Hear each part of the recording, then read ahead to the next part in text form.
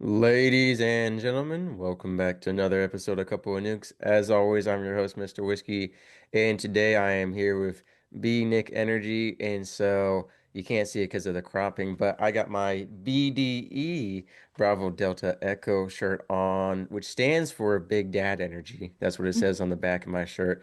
Big Dad Energy. This is courtesy of Grunt Style, not a sponsor, but yeah, it's great. I thought it was funny. People see the front and they say, "Oh, who is this guy?" Then you read the back, it says Big Dad Energy, and so I like it. I felt it was appropriate for today since I've got a man here with BNE, that B Nick Energy. Nick, so great to have you here, and could you please tell us a little bit about yourself? It's great to be here. I appreciate having this interview. I appreciate doing it.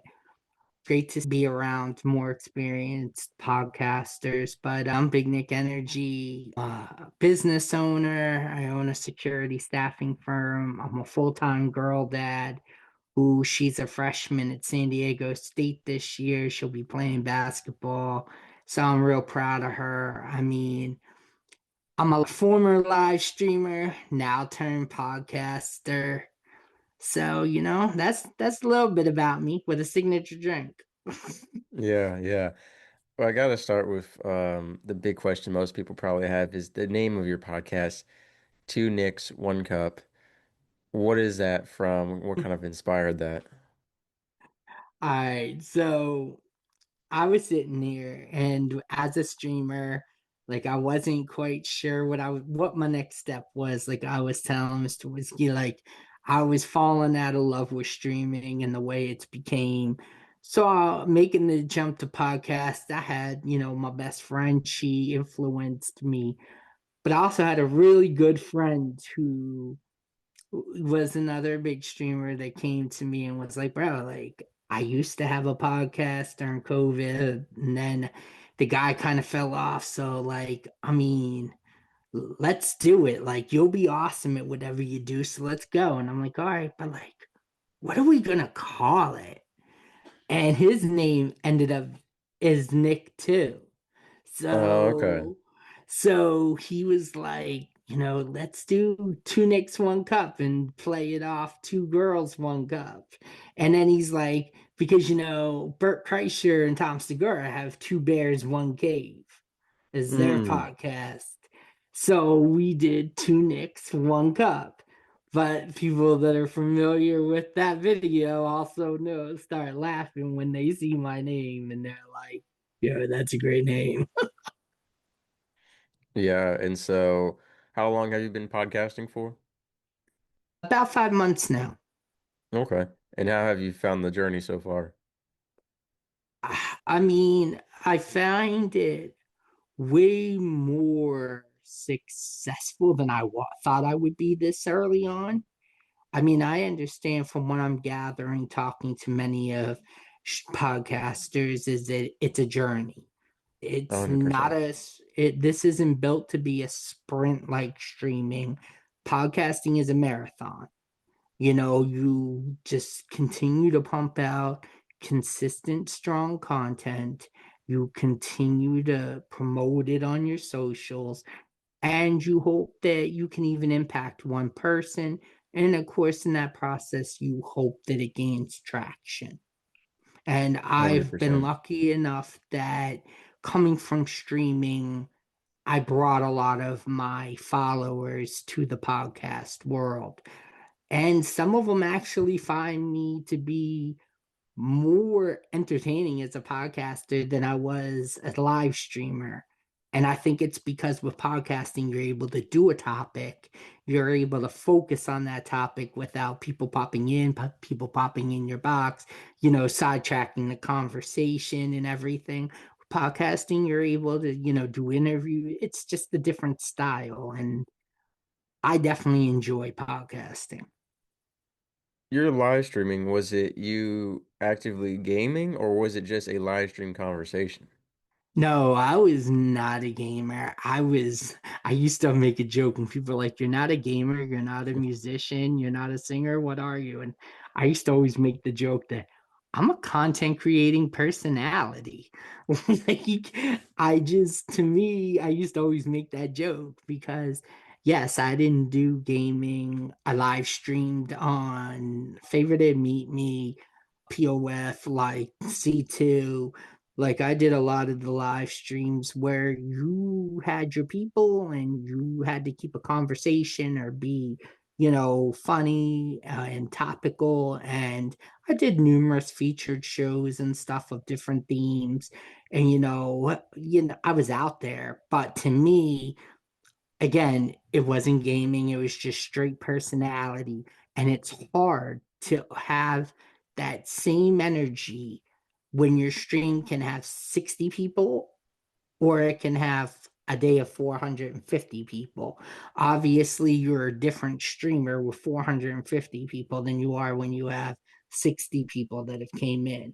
So I don't think they always get the best side of you. When you turn on that mic and you hit that record button on your computer, your phone, whatever, listen, the world's listening either way. So you better bring, your A game. It's different, right? You know the energy that you're focusing. For sure. Even with podcasting, every episode you want to make it evergreen and strong content because you never know who's going to go back to it, regardless of the topic. It could be treat every episode like it's the only one they're ever going to come across. You can't bank on them discovering your strongest episodes or your newest episodes. They might happen to stumble upon whatever episode that is, and that will be their only impression of you. That's why you mentioned consistency earlier. That's so important to be a consistently engaged and strong host, regardless of the topic or the guest. It can be hard sometimes. Sometimes you have a guest, and it's difficult to be engaged or to have a conversation, but you always got to bring that energy. And I noticed that uh, I had a review left on my show. It was funny because this person left a good review, but they were like, oh, the episode was kind of low energy. And it's funny because I was able to find out what episode they listened to, and it was a very low energy episode. I just had a guest who was just very very, very unengaging. But if they had listened to the episode before or after, super exciting. So you got to remember that sometimes you only get that one chance, and so it's so important. And I know with your podcast, you is it pre-recorded or do you do live? Because you can do live podcast to kind of keep that live stream element, still going on. Yes, on Podbean, I do the live stream recording. So sometimes you just never know who you're calling up when people Yeah. want to call up into your bubble middle of your episode. Like, I mean, I've been fortunate enough, like I've had a live stream on Podbean that's had like 500 people in it. And Wow. like it was a different vibe, but like I know that I have the same strong, like no matter, like as long as I don't come in during the day where they're, at work, if I come in anytime after 6, I go live and have and record. I know I'm gonna have the same 20 to 30 people that come in and would come in 7 days a week if I was putting out content. Like I know I have people that are like that. So to me, doing these interviews and stuff is not only about putting me out there, but it's also about putting other podcasters out there. Because I want my people to hear an interview or go check somebody out and feel their vibes and maybe they listen to them too because regardless no two podcasters are the same, so maybe 100%. there's an episode that you've done that resonates with them or may help them through something that mine didn't. And I don't think all podcasters feel that way.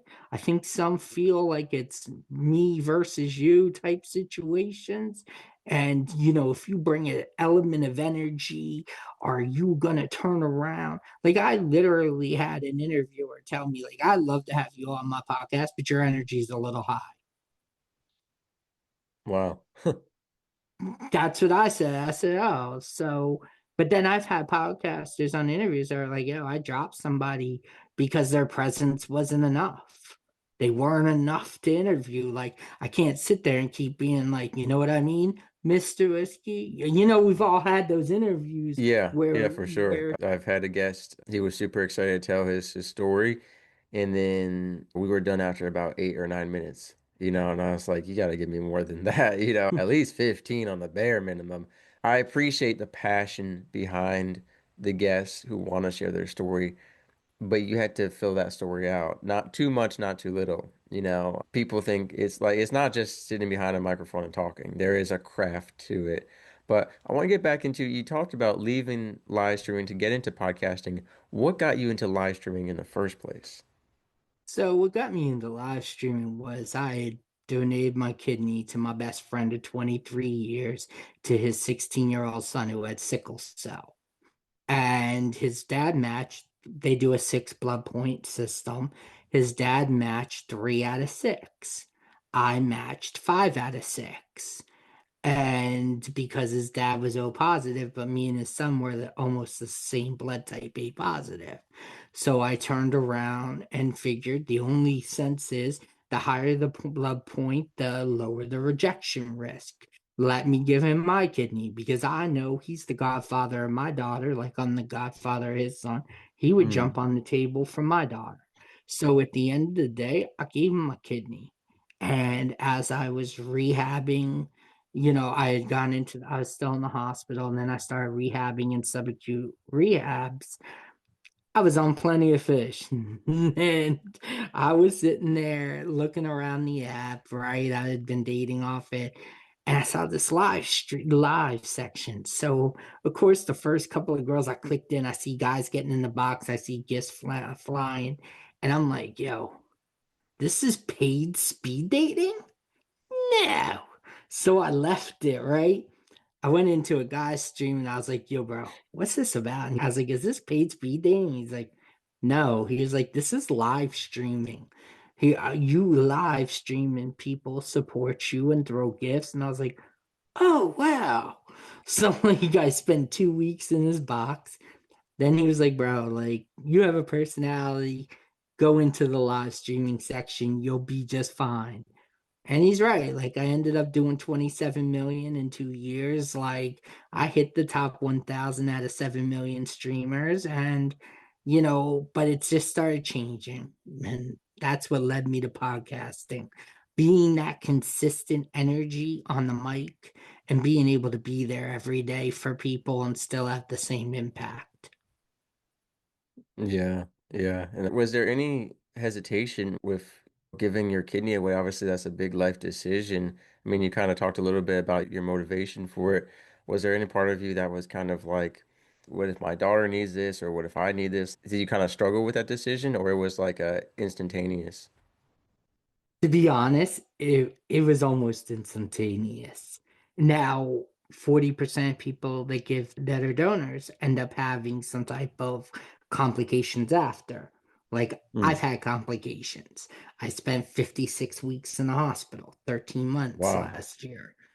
And between surgeries and then getting sepsis and then surgeries and then rehabbing, yeah, it was 56 weeks. So, I mean, obviously it's changed my life a little, but do I regret it? No. I mean, if I end up needing a kidney down the line, I'm blessed enough to go to the top of the list because I donated.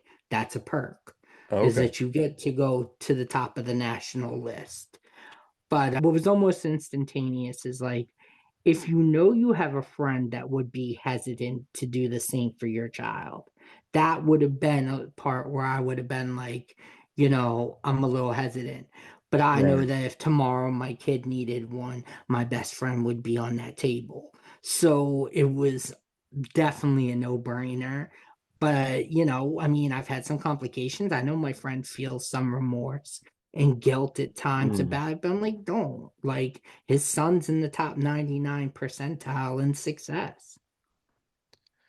So you mentioned Plenty of Fish, which is a dating app. I'm sure not everyone's familiar with it, and we'll go over that in a bit, but I want to take a step back. So you have a daughter, but you're on a dating app. So have you been a single father this entire time, or what does that part of your life look like?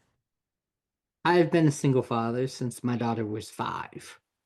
Wow. So, so I raised her I mean, yes, I was very blessed. I had her my freshman year of college at Arizona State University. I was very blessed that because I played baseball and I went to school, My mom owned a couple of hotels. She was able to get a condo near college. She helped with my daughter while me and my daughter's mother were in college. And her and my daughter have an amazing bond. But she's always been there. I mean, my dad passed away a few years ago, but like my parents have always been there. My daughter's mother's grandparents have always been there. My daughter's mother, being a trust fund baby, went and had three more kids with somebody who looks like me. Interesting. So I've been kind of a full-time dad. I mean, to where there was no part of her mother around since my daughter was 11. But I've been a full-time dad with custody since she was 5. Wow. And were you trying to date during all that time, any of that time, or was the dating kind of a more recent endeavor? I'll be honest, I was very low key with it when she was Hmm. young. I think she met my first ever girlfriend when she was like 13. That's when I kind of decided like she's emotionally enough to understand. And I think for dipping and diving, I mean, great. I believe people that date when their kids are young is awesome. And I believe there just should be a little bit of windows so you know that person isn't going to come in and out, Yeah. Yeah. because you do have people that, everything seems great for month 1, but month 3, they're dipping and diving, and now your kid is attached. I mean, 100%. honestly, I learned that the hard way dating single mothers, like when, you know, my daughter was like 3 and 4. I mean, I kind of got a little bit of a sample of that. The girl breaks up with you and the kid's crying when you leave, and it breaks your heart if you're a good person, because like you grew a little bit attached to that kid too. So you get it. For sure. You invested in them too, and sometimes you invest in the kid more than you do the parent. I mean, Yeah. the kid, you know what I mean? Because kids are Yeah. just innocent. And I think a lot of people forget that. So I kind of waited till she was 13, almost 14, like to bring my first girlfriend around. Did you naturally attract single mothers just being a single dad, or was that your type, or was it kind of just a weird coincidence? Yeah, I'm not gonna lie, like it really wasn't my type at first. You know what I mean? Like at first you're like, I know what I go through. Like I know what it is like when my daughter was teething and she wouldn't go with anyone but me, sleep on my chest because she had that little teething fever. Like, those things. Like she bump her head, she'd go around everybody in a room and she come straight to me. So like, and it warms your heart to know that your kid finds safety in you. But you also know that when you're dating a single mother, like their kid feels safety in them. So I'm not gonna lie, like the better father you are, you realize more women do attract to that type. Hmm. But as I got older, I was like, yeah, I mean, single mothers were first attracted to me. And then as I got older, I was like, you know what? Like, I'm attracted to single moms. Like, I wouldn't want to date anybody that didn't understand the headaches, the heartaches that you go through as a parent. You know what I mean? Like, this is some things people can try to Right. empathize, but they can't feel unless they're in a dad or a mom's shoes. So I started turning around and like, I was like, yeah, that's my type. And then like 6 kids, maybe. Yeah. You and me both. I almost had 5 kids from another woman, but that's a different story. Anyway, so you were on Plenty of Fish back when you started live streaming it. So can you break down that platform for us? Because I guess I don't understand. I've never been on a dating platform where there's also live streaming and other stuff. I've never used Plenty of Fish. That was after my online dating era, so to speak. So can you kind of break down the platform for us and better explain that live streaming aspect? So Plenty of Fish has, like everybody, right? Because Plenty of Fish used to be in a day when I liked it much better, where you could just click on somebody and send them a message. Now that everybody's kind of invented the Tinder concept You have where to you right match. swipe, left swipe, Yeah. match. And so, like, yeah, I was right swiping, left swiping, but I was like, in the meantime, let me see what this app is. So I started navigating around it, looking at the options. And then all of a sudden, right, I turned around and I found the live section. And then, first of all, you turn around and see a couple of girls and you click on their profiles, right? You see their pictures and you don't understand, right? Because you're used to regular dating or you're used to like the dating apps when people used to take pictures in the mirror and you're like, okay, cool. You're like, that's what they look like in a down moment, right?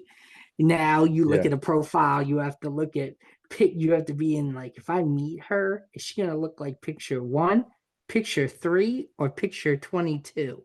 Like you guys Mm, gotta guess. And like yeah.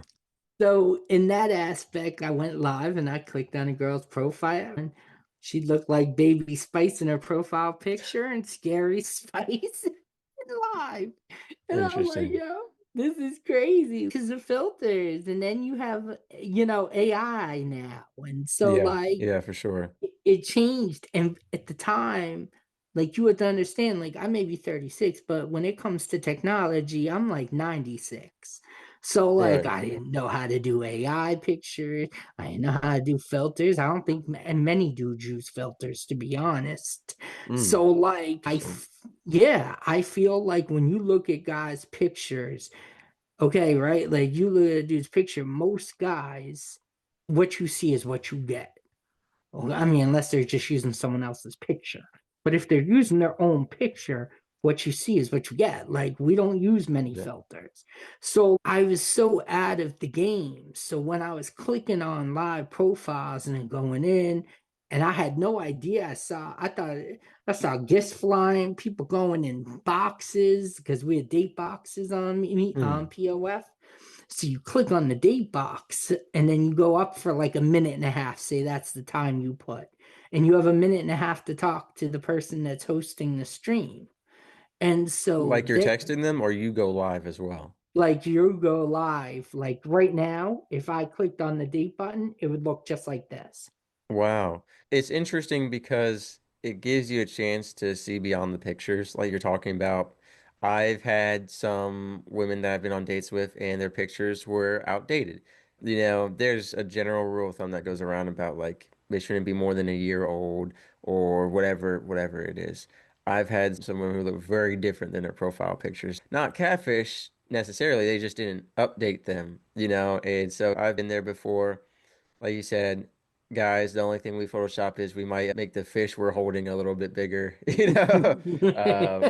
No, I'm just kidding about that. But yeah, I think that's interesting because I actually did an interview with Zach Schlein, and he had made Filter Off, which no longer exists. They rebranded into, I think, Spark Dating. But at the time, it was called Filter Off.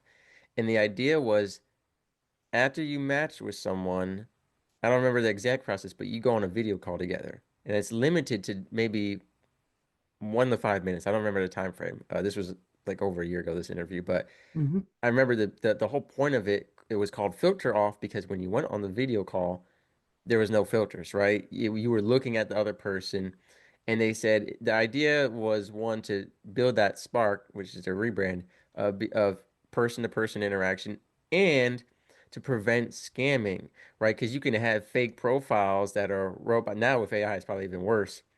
And the difference was that a person trying to scam you isn't going to go on camera because usually it's some dude, in a warehouse wherever they are, in their bedroom, pretending to be a blonde girl, So that was the idea with it. And I think with the live stream, that's such a cool element that it's just interesting. It's something different, Like I said, I've never used it before, um, so that's neat. So you were live streaming on a dating website.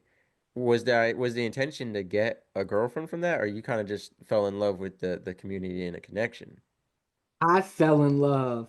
What's funny is live streaming made me put finding a girlfriend on the side, and I fell in love with live streaming because when you're the host like you, like the Yeah. box I'm in, you're allowed up to four of those boxes while you're streaming. So you can have a box party with your friends, with people, big thing is when you see a girl's picture you think is way too pretty in the streaming world, you're like, yo, box up. Okay? Like box up. And just Interesting. for a minute, and like next thing you know, they either box up or they don't. And then that's kind of how you tell if they're catfishing or not.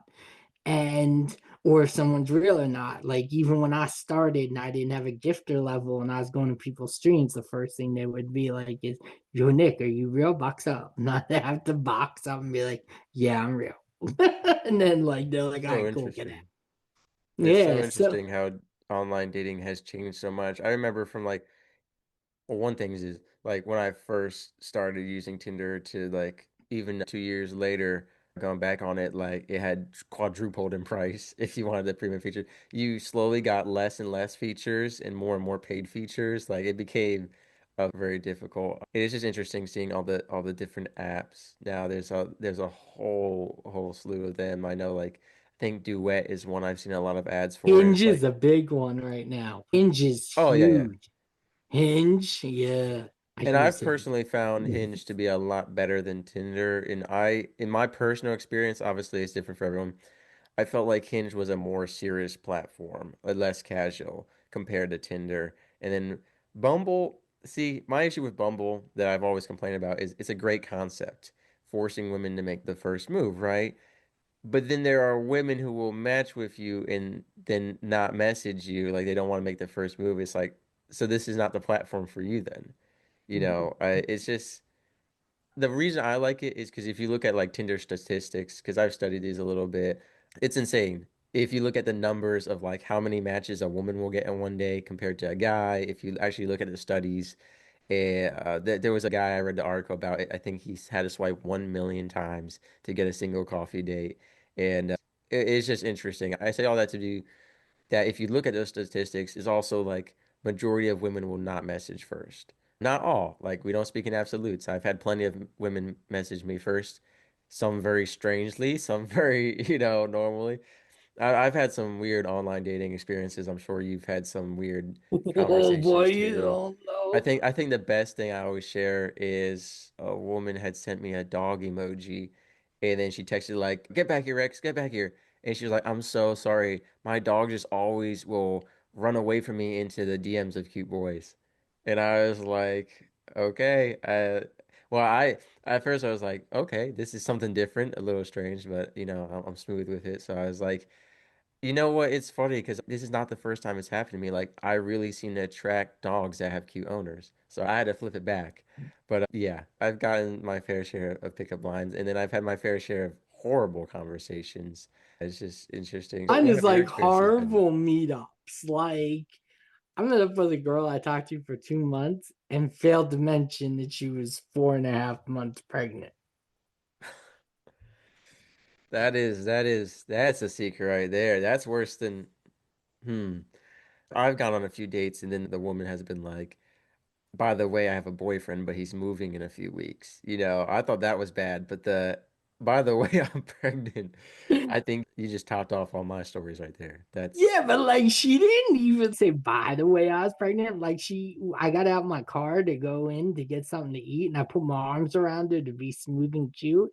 And when I put my hands on her stomach, I was like, "Whoa, were you pregnant?" She was like, "Just a little bit," and I was like, just a little bit. I'm pretty What? sure that's an all in or all out kind of Yeah, thing." you're not gonna get unpregnant. Just a And little then I bit. was like, "How far along are you?" She goes, I'm small pregnant.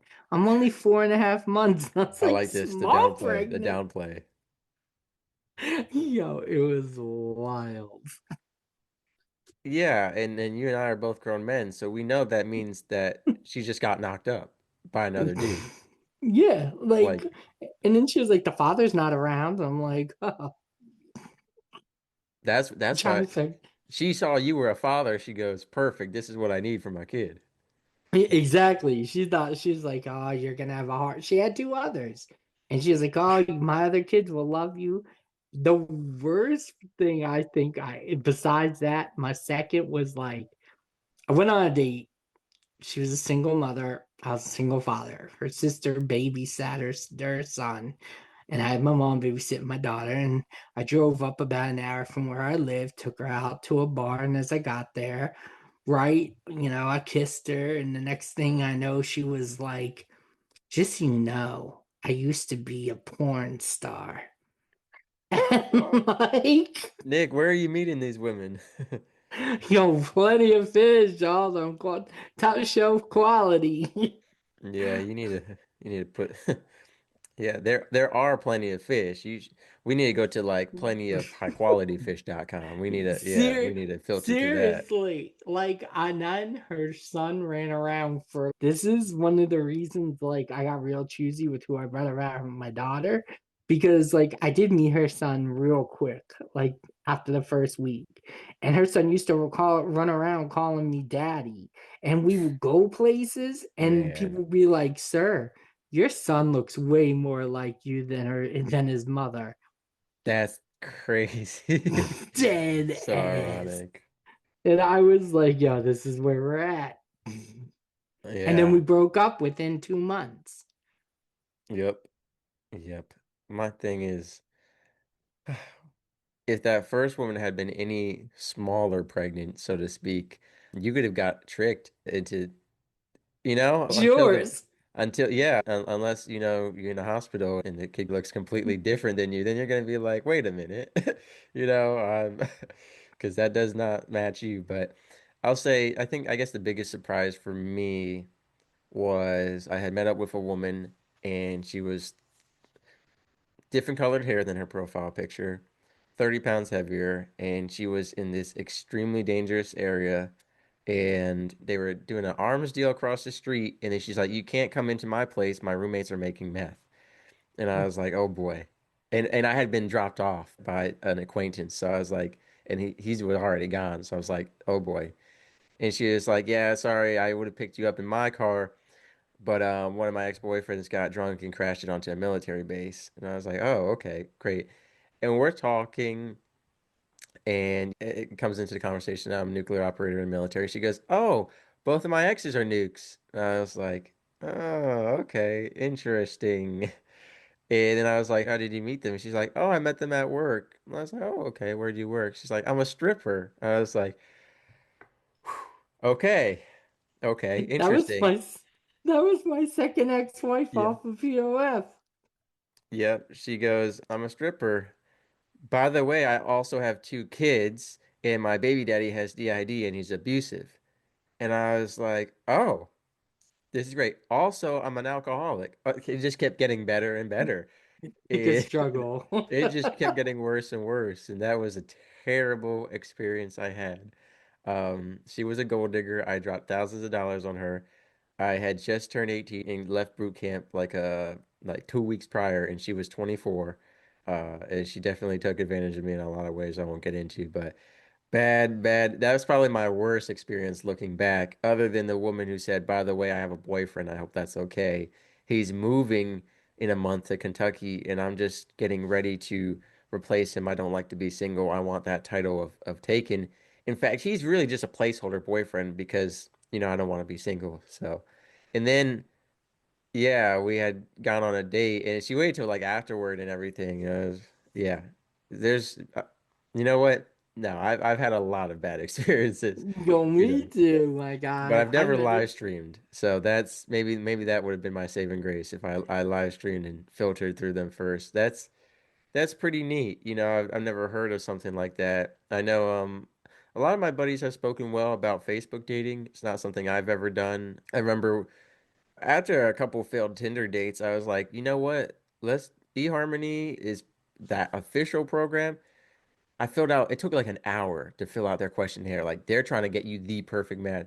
I filled out the questionnaire and they're like, that would be $200. And so or something like that. And I was like, never mind. So I I don't never need the ended up perfect using it. match. I'll take a whole bunch of sort of matches. Yeah, so it's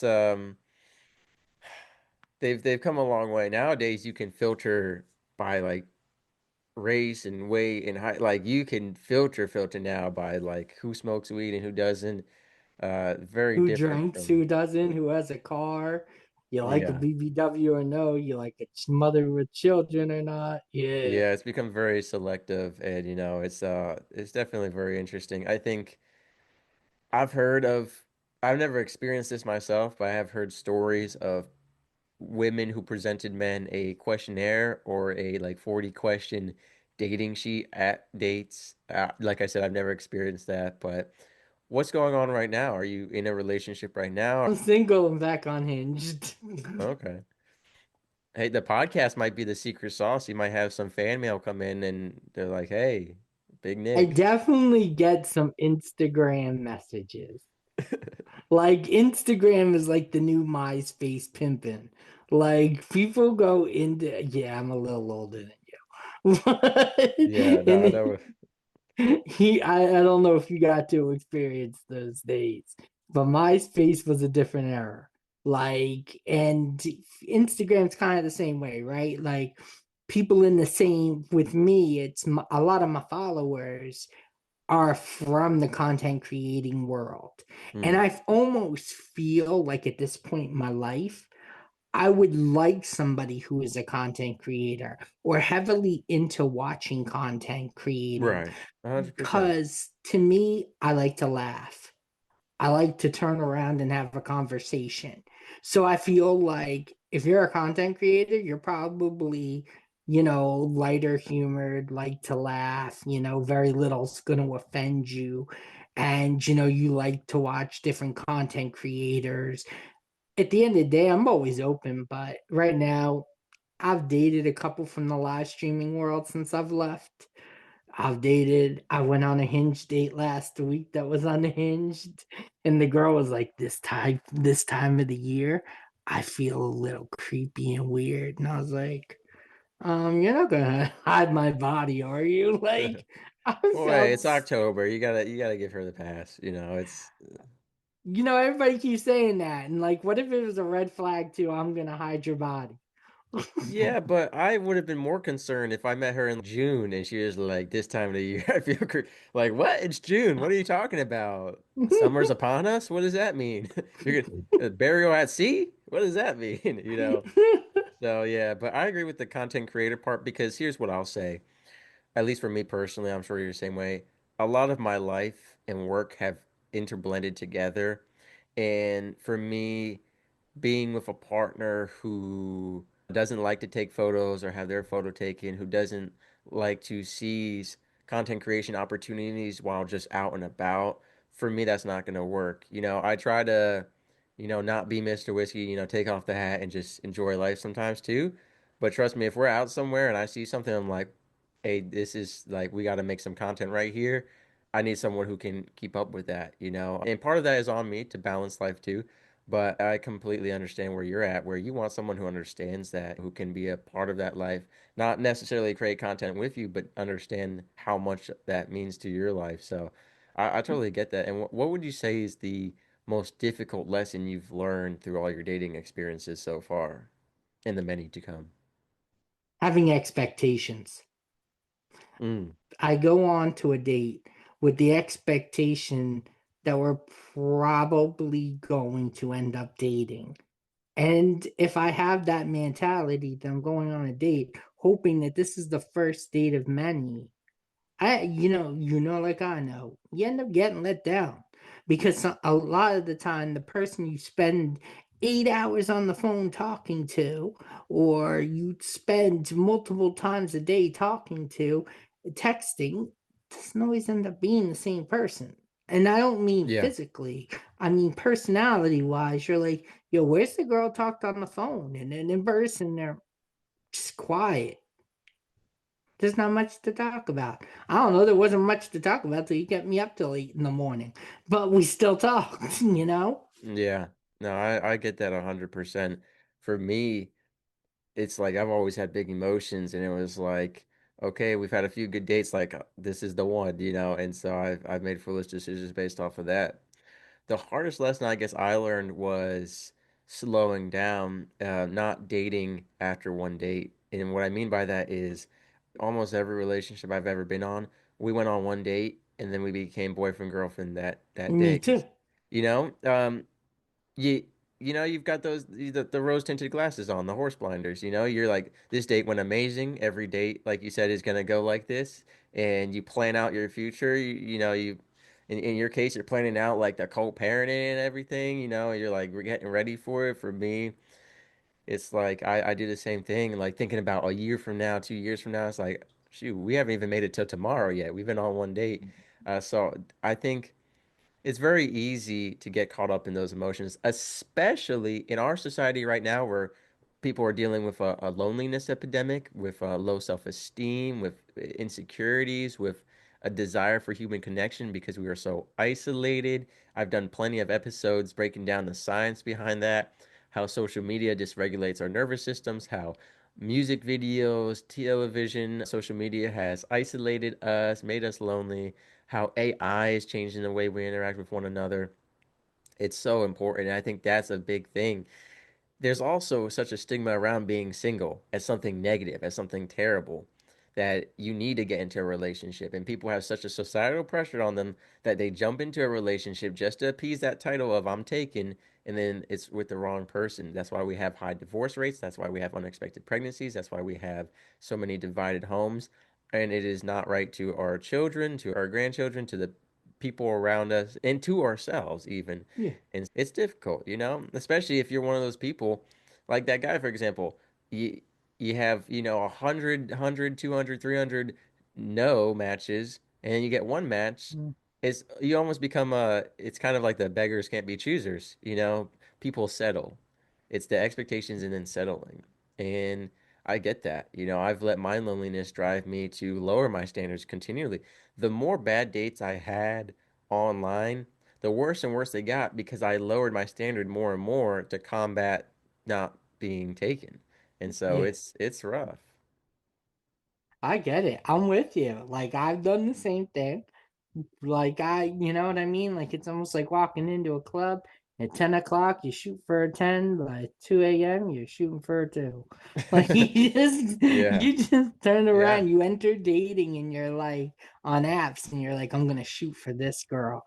And a month later, you're like, you know what? This one's not looking too bad. She got potential. Take her. Yeah. And that's what What it ends up being. yeah. What would you say, how has dating affected your self-esteem, or are you at a place where you love yourself and you know your value, or has it kind of eaten away at you? You go on these dates and is it kind of like a what's wrong with me, or like, hey, it's not me, it's them kind of thing? No, I'm a I'm not. I'm cocky at this point and confident in saying the fact I know it's not me. I know it's not me. I know that I enter dating with the same aspects I always have and a good mindset, and I'm always the same person I claim to be. Okay, I don't change up in person on how I feel, what I think. Just like in my podcast, I always keep it raw and real and emotional, and where I feel and what I feel at that time on something. And that's the same way with dating. Like I've never changed up. Yeah, it gets a little discouraging when you're like, dude, like these just some girls are just accustomed to dating the wrong dude. So when you're the right That's dude, you that's a lot of just them. seem Yeah. like the wrong dude. But like I know some dealings, you can be that dude no matter what. You can be perfect. It didn't matter. You're not what they want. Like, oh, you're thoughtful and kind. Nah, I like the guy's gonna kick me and not ever show up on time and 100%. Yeah. buy cancel a date, and you know what I mean? Like, and then every once in a while you see these girls on Instagram that finally do get a date, and then they're like, yeah, I need you to pay for my babysitter. Have you seen that new epidemic? No, that's That's a crazy. new epidemic now I've where been asked to pay women, for gas money to travel to the date, worst case scenario, but never to pay for the babysitter. I'm the kind of guy I'd say bring the kids with you. I mean, I'm not paying for your babysitter. yeah, that's, see, I'm Yeah. that same person too. But now people are into that. Girls are like, listen, I need you to pay for my babysitter. And then at dinner, they're like, yeah, need you to buy dinner for my kids. Like, this is all real W- dating problems. You're at Cracker Barrel or Olive Garden, and she's like, they got those $6 entrees to take home. Make sure you get some of those for the kids. The worst I saw was a woman This guy was talking about he went on a date, one date, and the woman said, "I need you to pay for my nails to get done for the next date, $500." First of all, even if I had a wife or a girlfriend, whoever asked me, doesn't matter. $500 for nails, no. Maybe a max 100 if there's something very fancy and you're gonna keep them for a while. But listen, I've dated women before. They get their nails done real fancy and then they break the next day and they're crying and it's like, I'm glad I didn't pay $500 for that, you know. Listen, let me tell Not you, knocking on women that, who get their nails done, y'all look great, but $500. I mean, I wouldn't. that woman That's a wasn't lot of trying to money. get $500 for nails. She was just trying to get $500 out of him. Because as a guy who has a sister, a niece, a daughter, a mother, listen, I will tell you straight up. I and dated many girls. I've never seen a pair of $500 nails. I don't even know what $500 nails would cost. They don't even cost 500 to have the scorpion put underneath your fingernail. Have you These seen? ones were Have you maybe these seen were those? dipped in gold. These were dipped in gold and studded with diamonds. Have you seen those? The new nails that the I've scorpions seen inside pressed of. flowers underneath nails, never a scorpion. They now have ones that are trendy that have scorpions in the nail. Hmm. See, now They're if a dead, woman I with hope. scorpion nails told me she was feeling a little creepy, then I'd be extra concerned. I got a friend, she wears a ring, it has someone's molar inside of it. Like she just has some dead person's molar on her finger. And it grosses me out. Every time I see it, I'm just like, that's just gross. I've seen stuff like you can mix blood into your jewelry, or even some women and guys even, I guess, will mix semen or blood into their jewelry. I mean, you could kind of get anything done nowadays that you want. We're at that point in time, but Hold on, I'm gonna need you to go bust one out real quick. I need to put this in my new white gold necklace.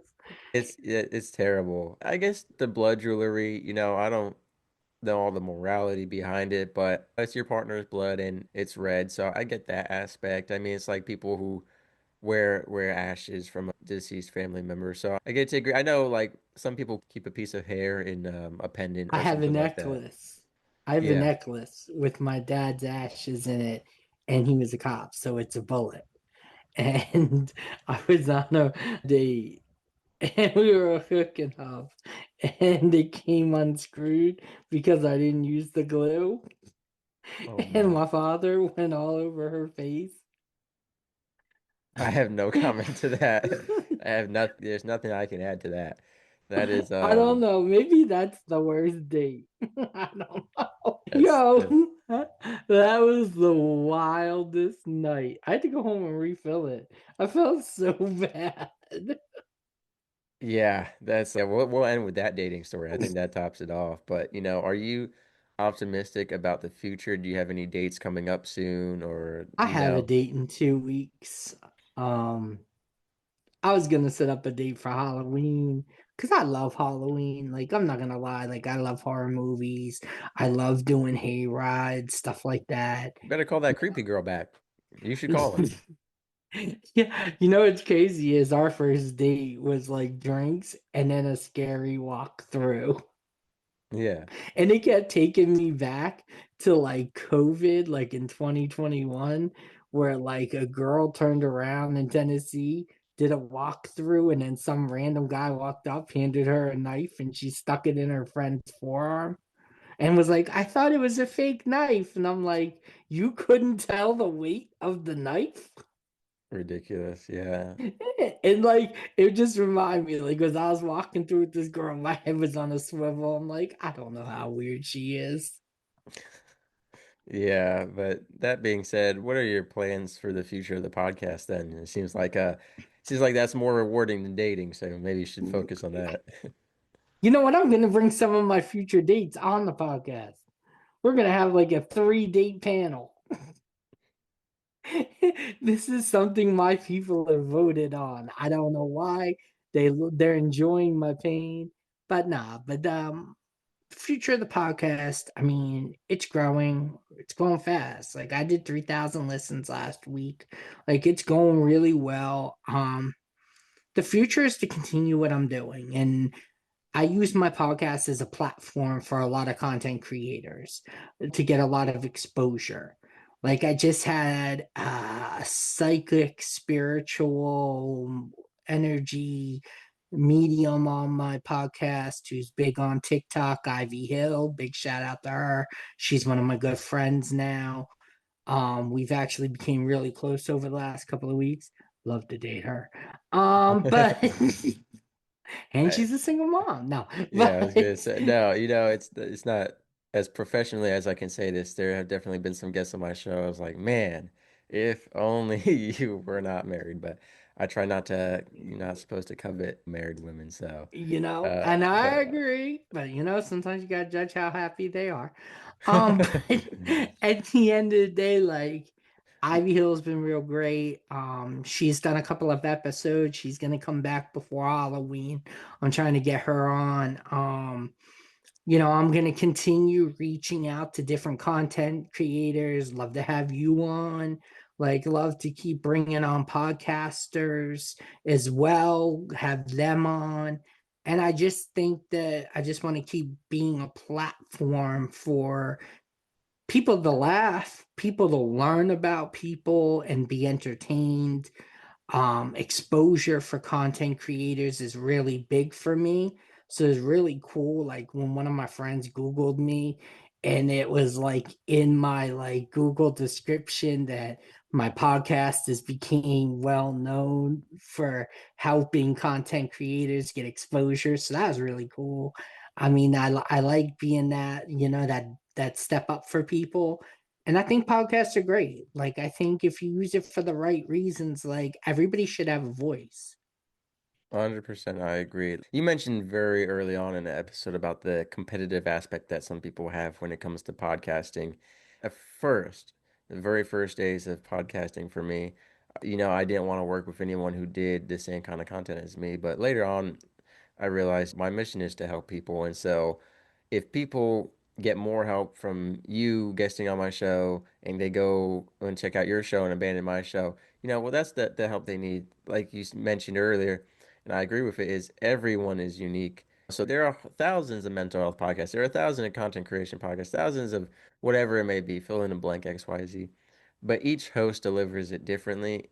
And each guest, I've recorded with the same guest with some of my buddies who podcast in the same, genre, and we had completely different conversations. Every interaction is different. Yeah, so each guest maybe has a few copy paste things they say, but the interaction outside of that is going to be completely unique. So I think it's so important and valuable in a day and age where there's such a big divide between us, all of us, politically, racially, religiously. There's distrust in the media and censorship. Podcasting remains an independent platform that allows expression and conversation, and I think that's beautiful. So I think it's really important that we continue to host them, and I appreciate what you're doing. And yeah, I'd love to come on your show and we see whatever we end up talking about, but it's great. You mentioned I don't know if I understand it correctly, doing like a live date on a podcast or something it's different than that. No, I'm gonna do like a live date one-on-one interview or a three-on-one interview. Bring on a couple of them, a few All of right, I see you, Charlie's Angels. You can have three them. women on at once. You And know, have a panel like maybe bring on a co-host like you for an episode, have you guys cross-examine them, like do something interesting. cool and unique. Like my thing is exactly what you just said. You worded it just as I would. Like podcasting has a lot of people that are copycats that have the same concept or the same, even if you don't try to, it's hard even with one specific area to always stay in that area. You Yeah. know what I mean? Like even people that are specialized will say in mental health will end up trickling into dating, and that's an effect, because everything in life, whether people want to know, is connected. So to me, what makes us different is our tones, the way we may say something and change it up. Like, I may elevate my voice on certain things, talk monotone on others, what I mean? Be able to grab people's attention on like that way. But again, like you said, it's the way you deliver it, it's the way you're engaging with your people. And you know what? For that is what keeps people locked in. And I feel like podcasting carries a very loyal fan base. So to ever have that me versus you mentality is wild, because you know what? And I hope the people that are listening to this see that you're a great podcaster because you bring great people on your show. You're a great podcaster by how you ask me questions and you engage with me and I engage with you. That's honestly, Whiskey. That's what makes you so great. It's the interaction that you have compared to other people. Because I mean, I'm not a, I'm doing real well in the interview circuit world, and not everybody is like you. I mean, I had a Oh, I really appreciate that. great one last night, but you're in my top three interviews, and I've done like 10.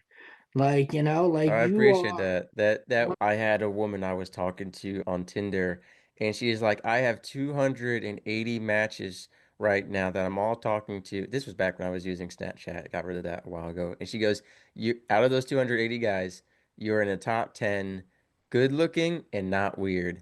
And I was like, I guess I'll take that.